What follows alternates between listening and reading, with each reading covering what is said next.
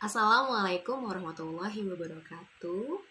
Kami dari kelompok 1 akan mempresentasikan hasil diskusi kami yang berjudul Sejarah Al-Quran dan Kodifikasinya. Sebelumnya, perkenalkan, saya sebagai moderator Rahmadillah Fitria dengan NIM 2342205 dan teman saya Vindia Isrofana dengan NIM 2342201 dan pemateri kedua Walaya Alia Fiatri dengan NIM 2342202. Sejarah penulisan Al-Quran. Ketika diturunkan satu atau beberapa ayat, Rasulullah SAW langsung menyuruh para sahabat untuk menghafalkannya dan menuliskannya di hadapan beliau. Rasulullah mendiktekannya kepada para penulis wahyu. Para penulis wahyu menuliskannya ke dalam lembaran-lembaran yang terbuat dari kulit, daun, kakhit, tulang yang pipih, pelepah kurma, dan batu-batu tipis. Ketika Rasulullah mulai mendapatkan wahyu dari Allah berupa ayat Al-Quran, beliau langsung berinisiatif untuk mengumpulkan para penulis wahyu agar ayat-ayat Al-Quran tersebut tidak tercecer kemana-mana. Mengenai lembaran-lembaran ini, Allah Subhanahu wa Ta'ala berfirman dalam Quran Surat Al-Bayyinah ayat 2 yang artinya, yaitu seorang utusan Allah, yakni Muhammad, yang membacakan lembaran-lembaran yang disucikan atau Al-Quran. Dan juga Allah berfirman dalam Quran Surat Al-Hijr ayat 9 yang artinya, sesungguhnya kamilah yang menurunkan Al-Quran dan sesungguhnya kami benar-benar memeliharanya.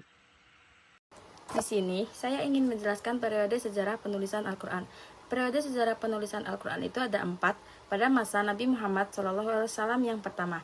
Pada masa ini, masih sedikit orang yang bisa baca tulis karena keterbatasan media tulis pula. Yang kedua, pada masa Abu Bakar As-Siddiq. Pada masa Abu Bakar As-Siddiq ini terjadi pada tahun 12 Hijriah. Adapun penyebabnya yaitu saat perang Yamamah. Yang ketiga pada masa Utsman bin Affan. Pada zaman Utsman bin Affan ini terjadi di tahun 25 Hijriah. Saat itu terjadi perbedaan kaum muslimin dialek bacaan Al-Quran yang sesuai akan perbedaan mushaf tersebut. Yang keempat itu ada dalam fase pemberian titik dan baris. Pada Al-Quran ini dilakukan oleh Abu Aswad Ad-Duali. Kondisi Al-Quran. Tersebarnya Al-Quran di beberapa negeri ternyata berdampak negatif terhadap persatuan umat Islam karena masing-masing daerah memiliki karakter bahasa dan dialek yang berbeda. Di sini saya akan melanjutkan presentasi dengan materi gagasan pengumpulan Al-Quran menjadi mushaf. Terjadinya perbedaan cara membaca qiraat di beberapa negara, maka Utsman menyatukan dalam satu bacaan yang sering dibaca Rasulullah. Pengumpulan Al-Quran menjadi mushaf merujuk pada proses penghimpunan dan penulisan Al-Quran dalam bentuk buku atau naskah tertulis setelah wafat Nabi Muhammad SAW. Proses ini berlangsung setelah penyebaran wahyu selesai selama periode hidup Nabi. Berikut ini adalah beberapa poin penting dalam gagasan pengumpulan Al-Quran. Yang pertama, pengungkapan wahyu selama Nabi hidup. Selama hidup Nabi. Pedoman penyalinan kembali Al-Quran. Di samping itu, Utsman juga mengadakan penelitian terhadap suhuf. Apa itu suhuf? Suhuf adalah wahyu Allah yang diturunkan kepada Nabi dan Rasul tetapi dalam bentuk lembar-lembaran yang tidak sempurna. Yang telah sempurna mengumpulkan pada zaman Abu Bakar dan Umar. Suhuf yang disimpan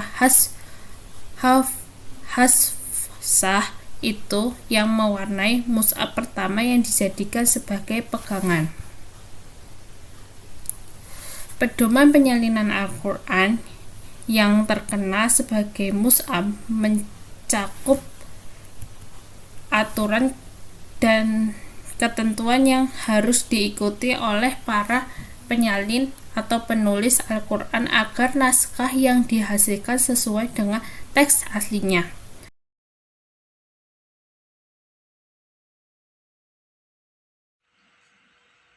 Baik, kesimpulan dari presentasi kelompok kami adalah penulisan dalam bentuk teks Al-Quran sudah dimulai sejak zaman Nabi Muhammad SAW yang kemudian dibukukan, dilanjutkan menjadi sebuah teks pada masa Khalifah Abu Bakar As-Siddiq dan selesai dilakukan pada zaman Khalifah Utsman bin Affan.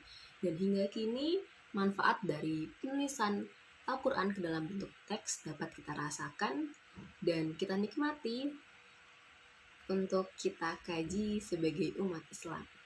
Baik, demikian presentasi dari kelompok kami. Sekian yang dapat kami sampaikan. Wassalamualaikum warahmatullahi wabarakatuh.